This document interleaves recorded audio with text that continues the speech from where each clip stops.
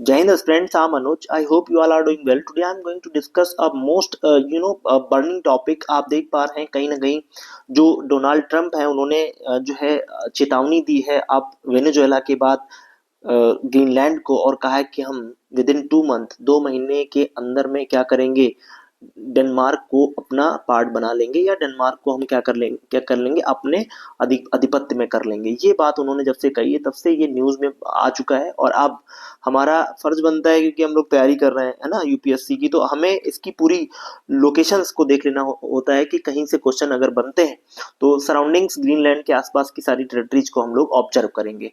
तो क्या ऑब्जर्वेशन हमारा होना चाहिए? देखिए यहाँ पे आप देख पा रहे हैं ग्रीनलैंड जो बेसिकली है ये कहीं ना कहीं डेनमार्क का पार्ट है, चूंकि डेन लिखा हुआ है यानी ये डेनमार्क का पार्ट है। अब इसको समझने के लिए आप याद रखिएगा, अगर डेनमार्क को समझना है तो आपको समझना पड़ेगा जो है एक थोड़ा पास्ट में जाना पड़ेगा, और पास्ट क्या है उसको मैं आपको बता दूं। थोड़ा सा पास्ट में हम इसलिए बता रहे हैं क्योंकि आप देखेंगे जो कोल्ड वार का इरा है, कोल्ड वॉर में आप जानते हैं कि जो फोरे आइलैंड था, ये वाला आप देख पा रहे हैं फोरे आइलैंड, प्लस जो आपका डेनमार्क है ये, ठीक, और प्लस ये ग्रीनलैंड, यानी ये जो ग्रीनलैंड आप देख पा रहे हैं, तो ये तीनों मिल करके टेरिटरी, ये तीनों मिल करके डेनमार्क कहलाते थे। क्या कहलाते थे? डेनमार्क कहलाते थे। ठीक है। फिर क्या हुआ कि इन, चूंकि आप जानते हैं इन तीनों से मिल करके बनता है, तो ग्रीनलैंड बाद में 1979 में क्या हो गया, याद रखना, 1979 में जो है ग्रीनलैंड 1979 में जाकर के जो स्वायत्त जो है अपना दर्जा ले लेता है, और ये होम रूल यहाँ पर लागू हो जाता है। तो होम रूल क्या है? होम रूल आप जानते हैं, इंटरनल मैटर्स ग्रीनलैंड खुद देखेगा, आउटर मैटर जो होंगे बाहरी, जैसे मान लो आपका एडमिनिस्ट्रेटिव सिस्टम है या पॉलिटिकल सिस्टम है, एडमिनिस्ट्रेटिव पॉलिटिकल, ठीक है, एडमिनिस्ट्रेटिव और पॉलिटिकल हो गया, प्लस आपका जो फॉरेन मैटर्स हैं, इनको कौन देखेगा? इनको देखेगा तुम्हारा जो है डेनमार्क। बाकी यहाँ प्राइम मिनिस्टर भी बनेगा, है ना, ग्रीनलैंड में, और प्राइम मिनिस्टर चीजों को डील करेगा, और इंटरनल गवर्नमेंट ये लोग चलाएंगे। तो इस तरीके से चीजें यहाँ पर देखने को मिल रही थी। तो अभी जो ग्रीनलैंड है इसकी ज्योग्राफी क्या है उसको हम लोग यहाँ पर ऑब्जर्व करने वाले हैं। तो आप देखेंगे डेनमार्क का पार्ट है, पॉलिटिकली असिस्ट करता है, एडमिनिस्ट्रेटिव रूप से असिस्ट करता है, फॉरेन पॉलिसीज को असिस्ट करता है डेनमार्क। अब देखिए यहाँ पे जो कैपिटल है इसकी वो हुआ करती है नूक, याद रखना इसकी कैपिटल क्या है, नूक है। अटलांटिक ओशन इसके साउथ में आपको और वेस्ट साइड में देखने को मिलेगा, आर्कटिक ओशन ऊपर आपको यहाँ पर देखने को मिलेगा।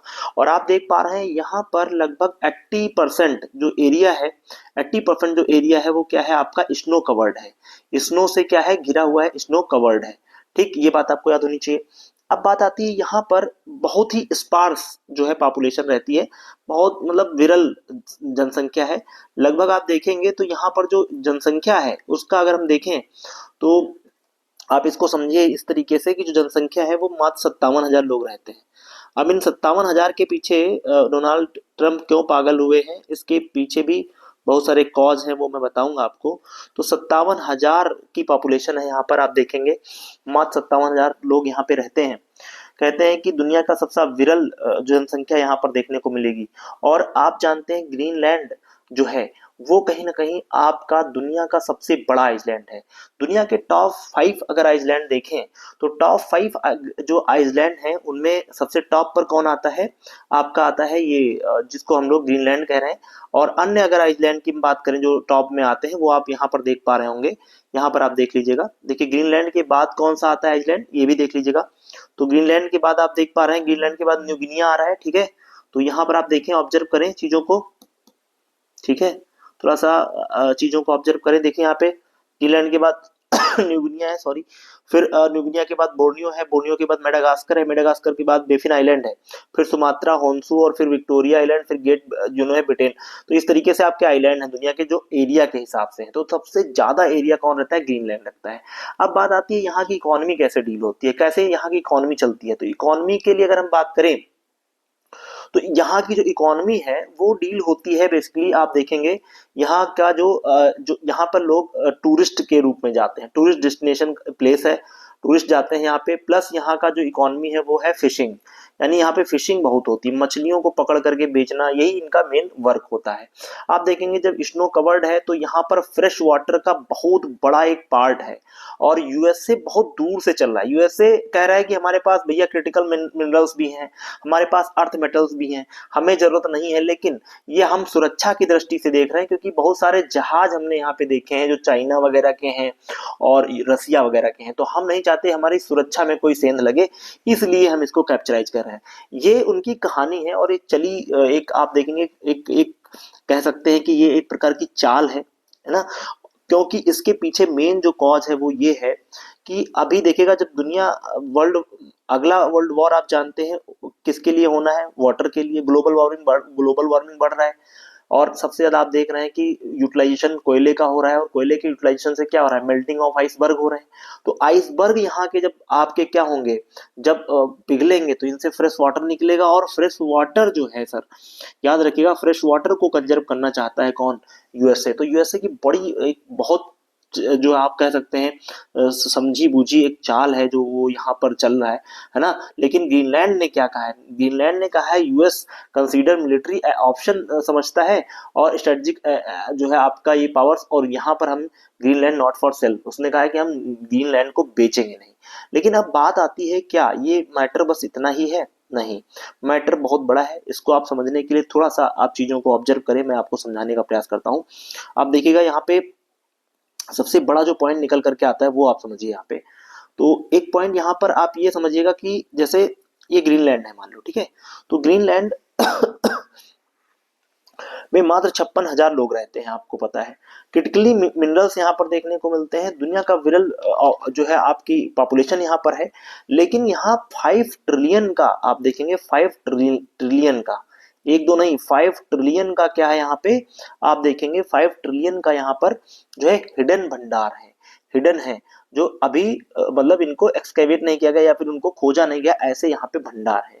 और दूसरा आप देखें यहाँ पर जो लुसियाना प्रोविंस है, अलास्का जो है, अलास्का 200 साल यानी 1968 में आप देखेंगे कहीं ना कहीं खरीदा था किसने, यूएसए ने खरीदा था, किससे, जो है अलास्का खरीदा था जो है रसिया से। और आज अलास्का जो है बहुत ही अच्छा एक, पहले ये उसका क्रिटिसाइज कर रहे थे वहां के लोग कि भैया क्या खरीद रहे हो, ये बर्फ खरीद रहे हो, लेकिन नहीं, आज वो चोक पॉइंट हो चुका है। और आप देखेंगे आज जब आइसबर्ग मेल्टिंग ऑफ आइसबर्ग होती है तो उससे नए नए रूट्स निकल रहे हैं वहां पे। तो यूएसए चाह रहा है कि भैया हम इस ग्रीनलैंड को क्यों ना अपने अंदर कर लें, और यहाँ के जो रूट्स है उनका हम यूटिलाइजेशन करें, उन पर हमारी मोनोपोली हो। वर्जिन आइलैंड उसने डेनमार्क से खरीद ही लिया है, ऑलरेडी यहाँ पर एयरबेस है। और देखिए आयरनी, देखिए सबसे बड़ी क्या है यहाँ पे, आयरनी ये निकल करके आ रही कि भाई साहब नाटो जो है, नाटो का मेंबर है कौन, आपको पता है ना नाटो का मेंबर कौन है, आप जानते हैं 4 अप्रैल है ना 1949 में बना हुआ एक ऑर्गेनाइजेशन है नाटो। और ये इसका जो आर्टिकल 5 है वो क्या कहता है, आर्टिकल 5 कहता है कि अगर किसी नाटो मेंबर पे अटैक होगा तो वो हमारे अगेंस्ट। अब आप देखिए नाटो का जो मेंबर यूएसए भी है, डेनमार्क भी है, और यूएसए खुद ही जो है अटैक करने वाला है किस पे, ग्रीनलैंड पे। तो आयरनी क्या है कि आर्टिकल 5 का उल्लंघन कर रहे हैं कौन, आपके जो है डोनाल्ड ट्रंप है। और वो क्यों कर रहे हैं, अब आप इस चीज को समझ गए होंगे, सारे पॉइंट्स एंड फिगर्स हमने क्लियर कर दिए हैं। आई होप ये पूरा वीडियो आपको समझ में आया होगा। आगे हम जो भी आपका इसमें अपडेशन होता है उसको क्लियर करेंगे, ठीक है। Thanks for watching.